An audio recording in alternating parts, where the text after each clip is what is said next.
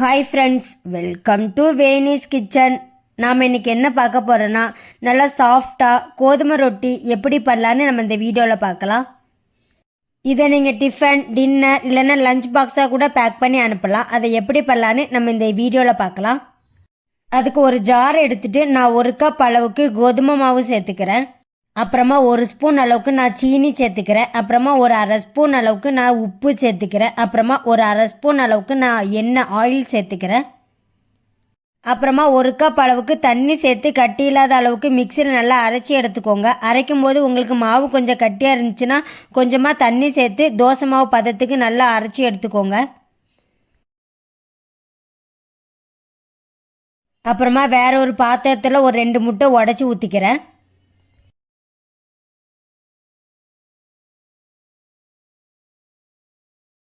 முட்டையை நல்லா மிக்ஸ் பண்ணிக்கோங்க. அந்த மஞ்சக்கரும் வெள்ளைக்கருவும் நல்லா மிக்ஸ் ஆகிற வரைக்கும் நல்லா மிக்ஸ் பண்ணிக்கோங்க. முட்டையை நல்லா மிக்ஸ் பண்ணதுக்கு அப்புறமா நம்ம மிக்சியில் அரைச்சி வச்சிருக்கிற அந்த மாவை உள்ளே சேர்த்து நல்லா மிக்ஸ் பண்ணிக்கலாம். மாவையும் முட்டையும் சேர்த்து நல்லா மிக்ஸ் பண்ணதுக்கு அப்புறமா ஒரு 15 நிமிஷம் க்ளோஸ் பண்ணி வைங்க. மாவு நல்லா ஊறட்டும்.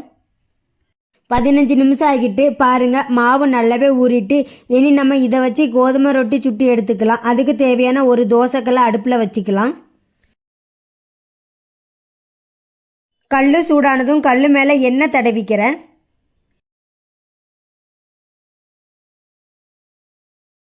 அப்புறமா தோசைக்கு மாவு ஊற்றுற மாதிரி மாவு ஊற்றிட்டு நீங்கள் எந்த சைஸில் தோசைக்கு சுற்றுவீங்களோ அந்த சைஸுக்கு நீங்கள் சுற்றிக்கோங்க. கல் சூடானதுக்கு அப்புறமா தீயை லோ ஃப்ளேம்லேயே வச்சுக்கோங்க. இந்த மாதிரி மேலே லைட்டாக வெந்து வந்ததுக்கு அப்புறமா மேலே எண்ணெய் தடவிக்கிறேன். மேலே எண்ணெய் தடவிட்டு அதை திருப்பி போட்டுக்கலாம். அப்புறமா மறுபக்கமும் எண்ணெயை நல்லா தடவிட்டு தோசை கரண்டியை வச்சு நல்லா ப்ரெஸ் பண்ணிகிட்டே இருங்க. அப்போ தான் நல்லா சாஃப்டாக நல்லா புஷ்ஷுன்னு வரும்.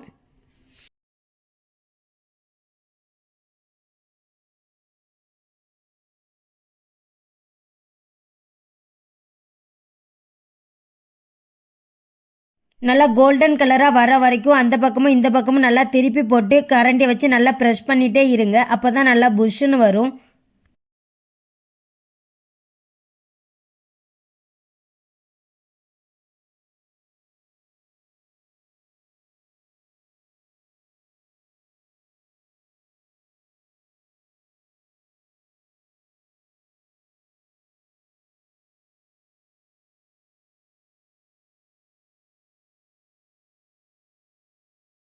இந்த மாதிரி நல்லா கோல்டன் கலரில் வந்ததுக்கு அப்புறமா அதை வேற ஒரு பாத்திரத்தில் எடுத்து வச்சிருங்க. அவ்வளோதாங்க. இதே மாதிரி உங்ககிட்ட மிச்சம் உள்ள மாவையும் கோதுமை ரொட்டியாக சுட்டி எடுத்துக்கோங்க.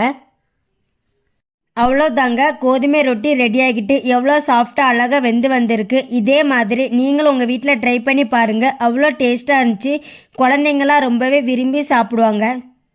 இதை நீங்கள் டிஃபன், டின்னர் இல்லை லஞ்சாக கூட பேக் பண்ணி அனுப்பலாம். உங்களுக்கு இந்த வீடியோ பிடிச்சிருந்தா லைக் பண்ணுங்கள், கமெண்ட் பண்ணுங்கள். வேனிஸ் கிச்சன் சேனலை சப்ஸ்கிரைப் பண்ணிக்கோங்க. பை ஃப்ரெண்ட்ஸ், நெக்ஸ்ட் வீடியோவில் பார்க்கலாம்.